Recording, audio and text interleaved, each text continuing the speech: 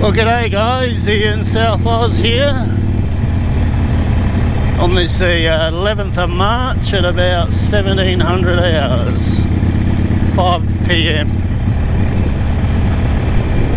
I'm on the Sportster 48 Special today.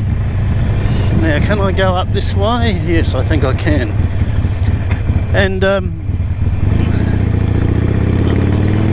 I haven't been riding it a real lot because it's been jarring. I haven't got a crook back, but you know, as you get older, you tend to feel things a bit more. And when I've been going over some potholes and some ruts in the road, I've noticed on the Sportster, now the Deluxe is fine, the Road King and all that, hardly feel a thing.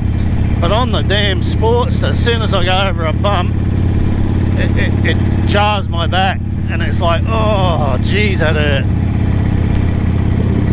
So it's one of two things. Well, it's probably a combination of both, to be honest. But what I've just done now, I love the Sport, so I don't want to get rid of it, and hopefully it won't come to that, because it's an absolutely fantastic bike for going into Adelaide and places like that in town, lane splitting and all that. But it's that bloody back jarring problem. So what I've done, I've softened the shockers up as much as they'll go, and I'm just taking it for a spin on some semi-rough roads to see how it feels. Now the other thing, if you saw one of my vlogs, I got a Mustang seat put on.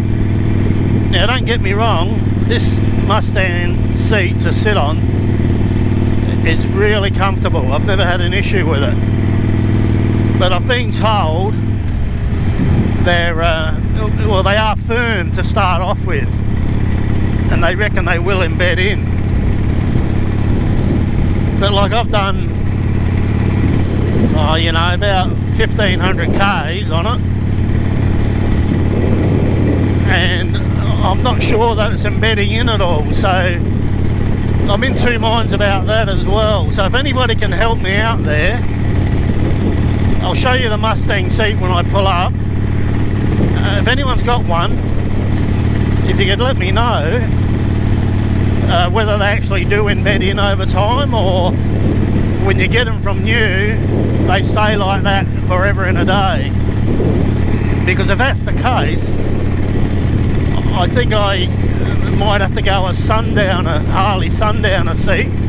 They're a little bit more softer in the cushioning, and I'll feel less bumps on the road for sure. But I don't really want to go down that path yet.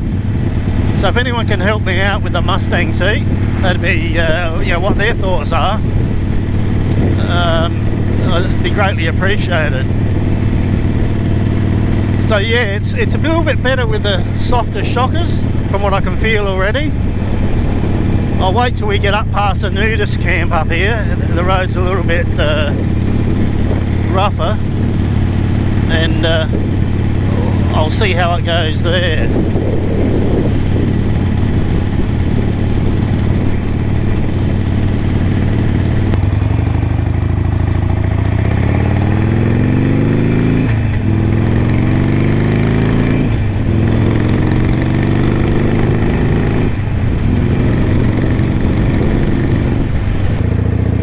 Not a bad ride through here. Never hardly any traffic. Got to watch out for the roos and the horses now, by the looks of it.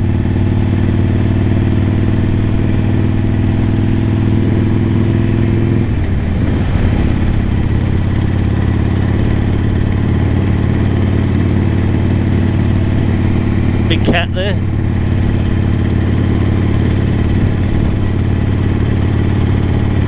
Okay, I've showed you this before, but there's a nudist camp that's been here since the 70s. There it is on the right there. See that? It's got a big wall around it.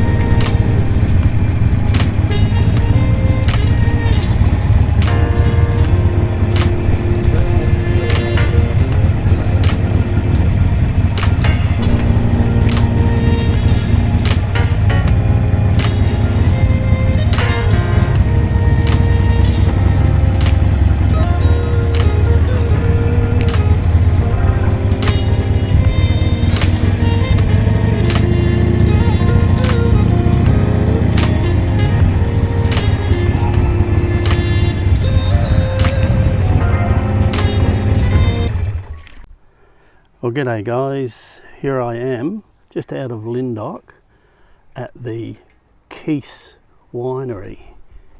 A nice little place. They have teas at the Monkey Nut Cafe. That's their main sort of headquarter building there, and tasting just to the left here. I get my port from here and I put it in my port barrel. Get that about once a year.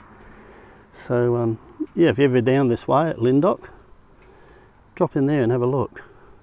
Anyway, back to the bike. Okay, so there's me 48 special. Just bring him out a bit. See, I've put that backrest on there, and I've got the leather bib. Now the seat. Let's have a look at this seat. So this is the Mustang Classic. I think it's 14.5 inch wide touring. Now, like I said, I've done about 10 or 12 hours, maybe a bit more, like 1200 k's. So it's got to be for quite a few hours.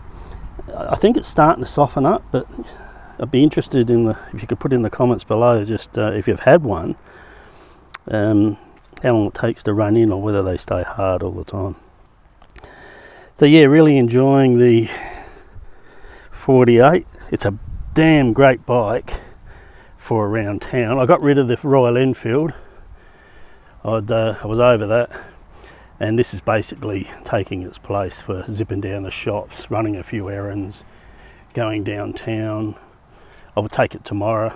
I've got an appointment to get some inserts made, so for me shoes. I've got to go into Adelaide for that, so I'll definitely be taking this. Probably, apart from the jarring that I'm getting, probably the only other downfall is the small tank. But because I'm only taking it on short trips, I get about 100 to 110k before the light comes on. So yeah, it's all good, and they've got a ton of guts for what they are. Now, on my next video, I've bought two sleeping bags, one for the missus, one for myself. They're -3 degree sleeping bags. They're budget ones. I got them for 65 from Snowy's Outdoors on special. One's a Coleman, and the other one is an Oz Trail.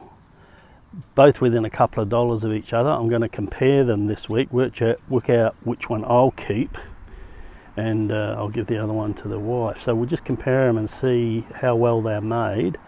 They normally retail for about $100 each, so we'll have a look at that, and I'll do that video this week.